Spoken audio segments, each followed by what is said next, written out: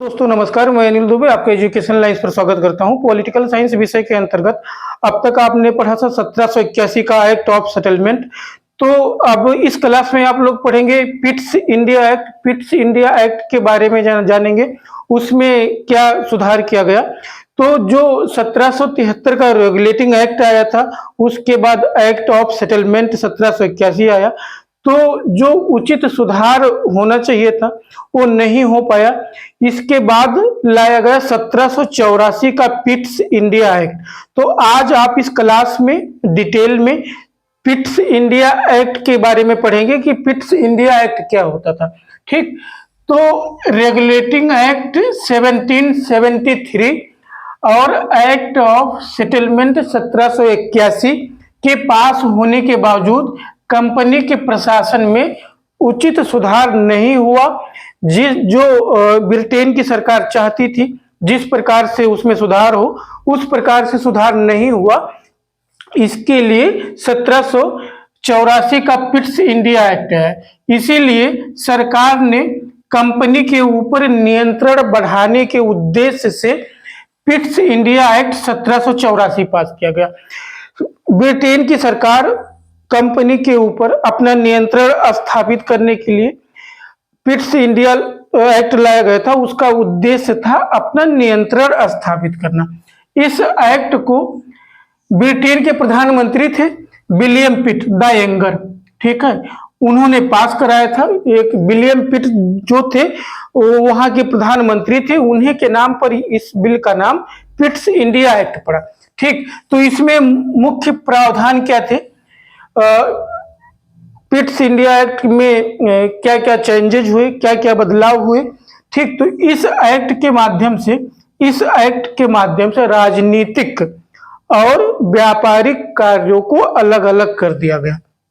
ठीक, राजनीतिक और व्यापारिक कार्य, जैसे पहले ईस्ट इंडिया कंपनी राजनीतिक कार्य भी करती थी, जैसे किसी राजा से संधि करना, युद्ध करना और कोई अपनी संधि करना किसी राजा से, और व्यापार का भी काम करती थी। ठीक है, तो पहले कंपनी दोनों काम करती थी, राजनीतिक काम यानी किसी से युद्ध करना, व्यापार संधि करना किसी भी प्रकार का, तो राजनीतिक कार्य भी करती थी और व्यापारिक कार्य यानी बिजनेस भी करती थी। अपने इंग्लैंड से बनी हुए सामान को लाके इंडिया में बेचती थी और भारत से अपना कच्चा माल ले जाती थी। ठीक है, तो क्या हुआ, व्यापारिक कार्य के लिए बोर्ड ऑफ डायरेक्टर्स कंपनी के सदस्य जो पहले से थे, अब ये क्या करेंगे, कंपनी के व्यापारिक कार्य को देखेंगे। ठीक, और राजनीतिक कार्यों के लिए बोर्ड ऑफ कंट्रोल, नियंत्रण बोर्ड, नए संगठन की स्थापना हुई जो इसमें ब्रिटिश सरकार के मंत्री शामिल होते हैं। ठीक, और सम्राट द्वारा इनकी नियुक्ति की जाएगी, 6 सदस्य संख्या होगी। तो जो बोर्ड ऑफ कंट्रोल की स्थापना हुई, इसमें 6 सदस्य होंगे।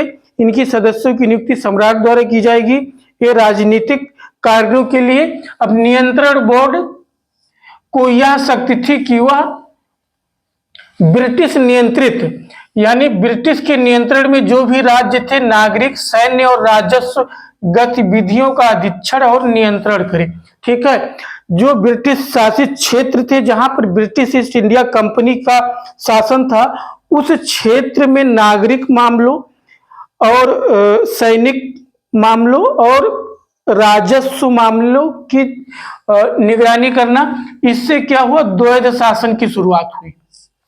भारत में द्वैध शासन की शुरुआत कब हुई थी, ये यदि आपसे पूछा जाता है तो 1784 के पिट्स इंडिया एक्ट के द्वारा द्वैध शासन का अर्थ ये होता है, दो लोगों द्वारा अलग अलग मामलों पे शासन किया जाना। यानी राजनीतिक मामलों के लिए बोर्ड ऑफ कंट्रोल में इंग्लैंड के मंत्री होते थे। तो सीधे से आप कह सकते हैं कि ब्रिटिश सरकार जो अब राजनीतिक मामलों को देखेगी और व्यापारिक मामलों को देखेगी ईस्ट इंडिया कंपनी। ठीक, द्वैध शासन यानी कंपनी का शासन व्यापारिक कार्य के लिए, और ब्रिटिश सरकार यानी बोर्ड ऑफ कंट्रोल के माध्यम से ब्रिटिश सरकार अब कंपनी के शासित क्षेत्रों पर नियंत्रण रखेगी और राजनीतिक मामलों के लिए, यानी दो लोगों का शासन हो गया। कंपनी अपना व्यापारिक कार्य के लिए शासन करेगी, व्यापारिक कार्यों में उसको स्वतंत्रता थी, और राजनीतिक कार्यों के लिए ब्रिटिश सरकार ने अपना एक बोर्ड बना दिया जिसके माध्यम से ब्रिटिश सरकार उस क्षेत्र पे अपना नियंत्रण रखेगी। ठीक है, तो द्वैध शासन की शुरुआत हुई कब? 1784 में। बोर्ड ऑफ कंट्रोल की स्थापना 1784 में हुई। ठीक, महत्व क्या था? कंपनी, भारत में कंपनी के जो अधीन क्षेत्र थे, इस एक्ट में ये बोला गया कि कंपनी के अधीन जितने क्षेत्र हैं वो ब्रिटिश अधिपत्य के क्षेत्र यानी शासन का क्षेत्र माना जाएगा। इससे पहले केवल ईस्ट इंडिया कंपनी व्यापार करती थी और जहां पर उसका शासन था उसको ब्रिटिश क्षेत्र नहीं माना जाता था। इस एक्ट के माध्यम से ब्रिटिश शासित जो कंपनी का क्षेत्र था उसको ब्रिटिश का क्षेत्र माना गया और ब्रिटिश सरकार बोर्ड ऑफ कंट्रोल के माध्यम से सीधा नियंत्रण, यानी जहां जहां पर ब्रिटिश कंपनी ने अपना व्यापारिक केंद्र या व्यापार कर रही थी, जहां पे ब्रिटिश ईस्ट इंडिया कंपनी अपना नियंत्रण रखती थी, जहां पे शासन था, उस क्षेत्र को माना गया कि ब्रिटिश क्षेत्र। गवर्नर जनरल के परिषद की सदस्य संख्या 4 से घटाकर 3 कर दी गई। गवर्नर जनरल जो के परिषद होती है, गवर्नर जनरल और उसकी परिषद में 4 सदस्य होते थे। 4 सदस्य में से 1 सदस्य की संख्या घटाकर 3 कर दी गई। इस एक्ट के द्वारा कंपनी के कर्मचारियों का उपहार लेना प्रतिबंधित कर दिया गया। ठीक है, किसी भी प्रकार का उपहार कोई भी ईस्ट इंडिया कंपनी का कर्मचारी भारतीयों से नहीं ले सकता है। जैसे इस तरह से लोग रिश्वत देते थे, इसलिए इसको बैन किया गया। इस उपहार का प्रतिबंध 1773 एक्ट में भी लगाया गया था। तो इस तरह से 1706, यदि आपसे पूछा जाता है कि द्वैध शासन की शुरुआत कब हुई, 1784 के पिट्स इंडिया एक्ट में। बोर्ड ऑफ कंट्रोल की स्थापना कब हुई? 1784 में हुई और सम्राट द्वारा नियुक्ति किया जाता है। इसमें सीधा नियंत्रण ब्रिटिश सरकार का ईस्ट इंडिया के कंपनी के जो शासन में क्षेत्र थे उस पर सीधा नियंत्रण ब्रिटिश सरकार का हो गया। तो इस तरह से यदि आपसे क्वेश्चन पूछा जाता है ईस्ट इंडिया कंपनी, आपसे पूछा जाता है पिट्स इंडिया एक्ट के बारे में, तो आप पिट्स इंडिया एक्ट किसने लाया था? प्रधानमंत्री विलियम पिट द्वारा लाया गया था। ठीक है, द्वैध शासन की शुरुआत हुई थी।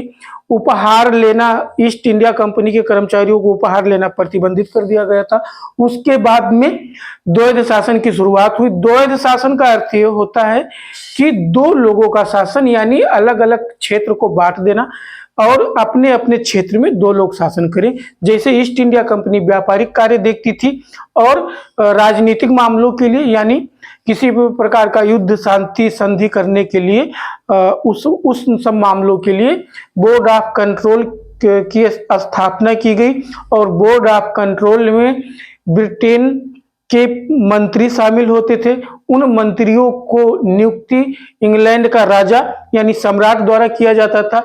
यानी जब इंग्लैंड के सरकार के मंत्री उसमें शामिल होंगे तो सीधा ब्रिटेन की सरकार का उस पर नियंत्रण रहेगा। इस तरह से धीरे धीरे जो ईस्ट इंडिया कंपनी का शासन का क्षेत्र होता था उस पर धीरे धीरे डायरेक्ट ब्रिटेन की सरकार ने अपना नियंत्रण स्थापित किया। ये चलेगा लगभग 1858 तक। उसके बाद में अब आप अगली क्लास में 1786 पढ़ेंगे, 1793 पढ़ेंगे। अभी बहुत सारे एक्ट पढ़ने बाकी हैं। तो धीरे धीरे जो भी इंग्लैंड के ईस्ट इंडिया कंपनी द्वारा भारत में नए नए एक्ट लाए गए और अंग्रेजी नियम कानून को लागू किया गया, उसके बारे में आप लोग धीरे धीरे पढ़ेंगे। यदि आप यूजीसी नेट की तैयारी कर रहे हैं, BA political science, MA political science last से हैं, तो आप इस चैनल को सब्सक्राइब कर सकते हैं। नमस्कार, धन्यवाद।